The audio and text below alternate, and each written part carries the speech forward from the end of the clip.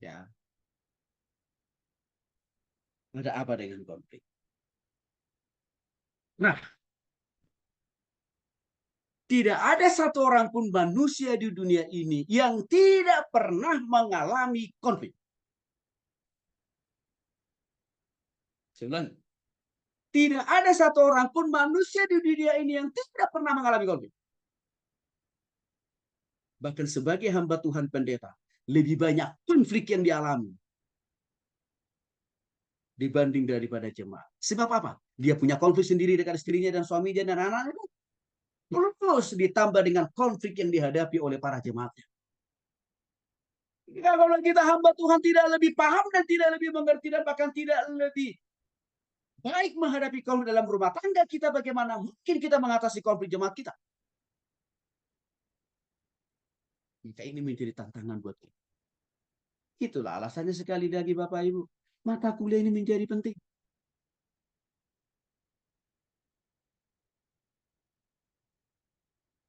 Sebelum kita berkonflik dengan orang lain,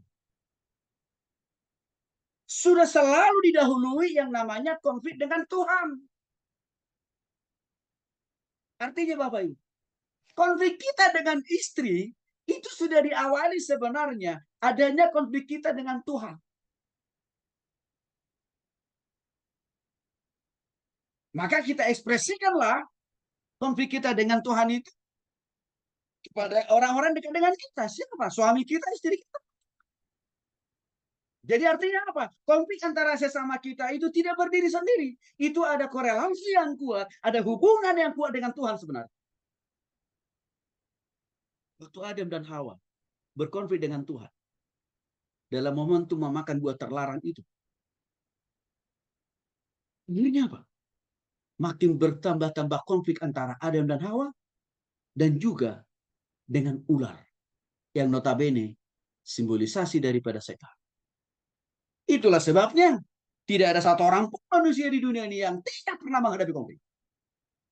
Baik dengan Tuhan, baik dengan dirinya sendiri, dan juga dengan orang-orang di sekitarnya. Apalagi dengan orang tua dan mertua. Bagi Bapak Ibu para pengusaha sama.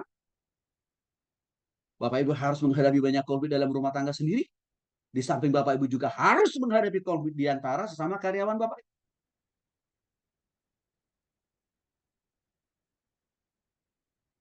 Maka tidak salah kalau saya sering mengistilahkan tiada hari tanpa konflik. Tiada hari tanpa konflik. Jadi kalau kita ada di hari yang baru hari ini, maka harus siap-siap juga. Di hari ini pun kita juga bisa pasti menghadapi konflik dengan Tuhan, istri, anak, dan bahkan orang-orang sekitar kita. Termasuk tiba-tiba kita sedang berkendara. Ya kan? Orang-orang di sekitar kita, orang-orang samping kiri kanan muka belakang kita berpotensi konflik dengan kita. Akhir daripada konflik hanya ada dua. Kalau kita sudah dipanggil Tuhan. Tapi jangan sampailah Bapak Ibu. Karena kita takut menghadapi konflik lalu kita berdoa supaya Tuhan cepat ambil nyawa kita. Itu doa yang salah. Kenapa orang bunuh diri? Salah satu penyebabnya karena dia tidak kuat menghadapi konflik. Dia berpikir dengan saya mengakhiri hidup, maka selesailah sudah konflik saya. Enggak. Konfliknya masih bertambah dengan Tuhan. Hanya kalau kita salah satunya dipanggil Tuhan, itu ending dari sebuah konflik. Atau kalau Tuhan Yesus sudah datang nanti malam, menutup semua lembaran kehidupan kita di dunia ini. Selesailah sudah konflik. Tiga satu mengatakan untuk segala sesuatu ada masanya. Atas apapun, untuk apapun, di bawah kolong langit ini. Kita Bapak Ibu. Dalam satu waktu tertentu bisa juga kita menghadapi konflik. Tapi dalam waktu yang lain bisa juga kita tidak selalu berkonflik. Jadi intinya ya kita siap-siap aja lah.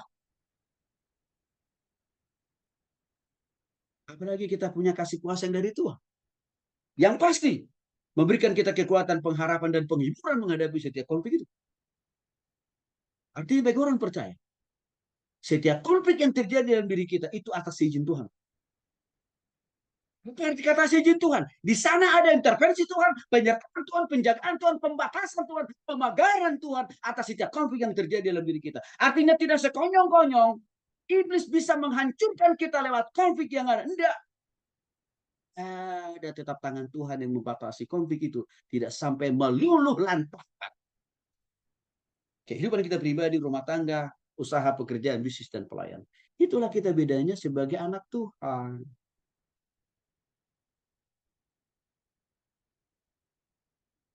Lalu apa yang dimaksud dengan konflik?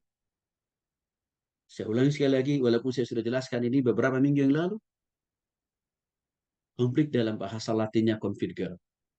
Ya artinya memukul. Lewat perkataan yang kasar, yang brutal. Itu juga bagian daripada memukul sebenarnya. Ya, secara verbal. Memukul itu juga bisa dalam bentuk non-verbal. Tindakan kan Bapak Ibu? Ya, tangan melayang, kaki terbang ke sana sini. Itu adalah wujud konkret dari adanya sebuah konflik. Secara sosiologis, ya, sosiologis itu berarti hubungan relasi kita dengan orang lain. Konflik itu juga dapat dikatakan sebagai proses antara dua orang atau lebih. Maka saya katakan tadi Bapak, konflik itu tidak akan pernah bersumber dari satu orang, nggak pernah. Itu pasti minimal dari dua orang. Yang membedakannya kontribusi masing-masing, persentasenya beda-beda itu aja. Tapi awal mula konflik itu pasti karena ada dua orang. Maka Bapak Ibu, ya, waktu kita sudah menikah, kita juga harus siap bahwa dalam perjalanan rumah tangga kita pasti ada konflik. Maka sebelum menikah sekalipun, nih bagi saudara yang masih lajang nih, saudara juga berpotensi menghadapi konflik. Walaupun saudara belum menikah. Dari siapa Pak Tony? Dari pacar saudara. Dari atasan saudara. Dari rekan sekerja saudara. Dari teman-teman sepelayanan saudara. Sudah muncul konflik itu. Bahkan juga dari saudara dengan Tuhan. Karena ketidaktaatan kita terhadap Tuhan dan firman-Nya kan. Itu konflik. Maka untuk itu selalu saya tegaskan tadi. Kalau Bapak Ibu, ini harus disadari. Konflik di dalam suami istri itu pasti ada konflik. Dua-duanya pasti berkontribusi. Nah kalau kita menjadi mediator, ingatkan kepada orang yang kita mediasi. Sumber konflik yang dialami oleh mereka itu tidak hanya suaminya atau istrinya, enggak. Pasti dua-duanya. Itu memposisikan orang yang kita layani itu apa? Sama aja di mata Tuhan. Orang berdosa juga. Sumber masalah juga. Maka tidak ada alasan untuk saling membenarkan diri sendiri atau menghakimi satu pihak dengan pihak yang enggak ada. Karena dua-duanya berkontribusi kok. Menurut Kamus Besar Bahasa Indonesia, konflik itu adalah percekcokan atau perselisihan dan pertentangan. Baik dalam bentuk komunikasi verbal, kata-kata, dan juga dalam komunikasi non-verbal, tindakan dan perbuatan atau ekspresi. Ya, seluruh totalitas tubuh kita dari ujung rambut sampai dengan ujung kaki. Kadang-kadang konflik itu bisa muncul karena perbedaan pendapat. Bisa. Tapi harusnya kita yang sudah dewasa dalam Kristus. Perbedaan pendapat di antara sesama kita dengan istri. Jangan dan bahkan tidak perlu menjadi sumber masalah, menjadi sumber konflik. Karena kenapa? Perbedaan pendapat itu kan mencerminkan kita punya ide dan kreativitas yang beragam kan? Hanya tinggal kita kolaborasikan saja. Ide yang beragam itu mana yang lebih dahulu kita prioritaskan untuk kita lakukan itu aja kan? Nggak usah itu memecah, nggak usah itu sampai mencerai-beraikan rumah tangga kita kan? Maka di sini kita harus bijak, suami dan istri. Ya, jadi jangan selalu melihat kalau berbeda pendapat, kalau istri saya tidak setuju berarti dicari masalah nih. Ya, janganlah Bapak Ibu.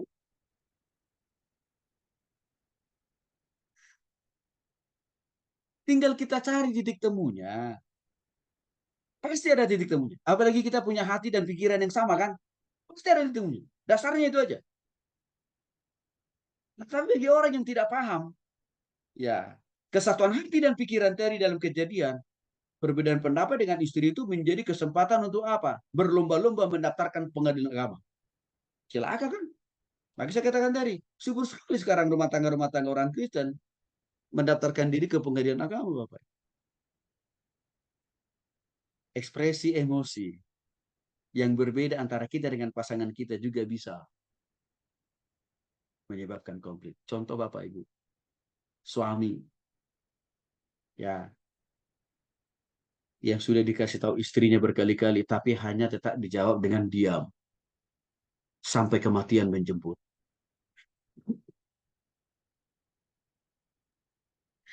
Ciptakan konflik kan? Padahal Tuhan kasih kita